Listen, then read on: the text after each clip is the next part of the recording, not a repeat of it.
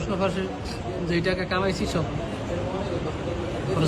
খরচ করছি আল্লাহর রাস্তায়। শিক্ষার্থীরা শান্তিপূর্ণভাবে নকল করছে। যথাযথ প্রমাণ নিয়ে আসেন। এই দেখেন পকেটে নিবে, এই যে পকেটে নিবে। আমার কাছে কিভাবে আসলো এর উত্তরটা দেন। দেখেন শিক্ষকরা কিভাবে আনসার তৈরি করছে। পিএইচসির সাবেক পরিচালকের সামান্য একজন ড্রাইভার আবেদ আলী কাকু এখন বর্তমানে হাজার হাজার কোটি টাকার মালিক হয়ে গিয়ে বিসিএস এর প্রশ্নপত্র ফাঁস করিনে হাজার হাজার কোটি টাকার মালিক হওয়ার পরে এখন যায় না অসগজ্জি মসজিদের যায় না বাসনদের সুন্দর সুন্দর হতাহত মানুষের দান সহাত গড়ের মানে কিছু পাপ মোচনের চেষ্টা করার।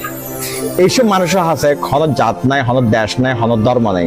তারা এখন দেশ হাইয়ে জাত হাইয়ে জাতিরা হাইয়ে এখন ধর্ম আহার। এই ধরনের মানুষ বর্তমান বাংলাদেশের আনাচে হোনাচে অলিতে গলিতে পাওয়া যায়।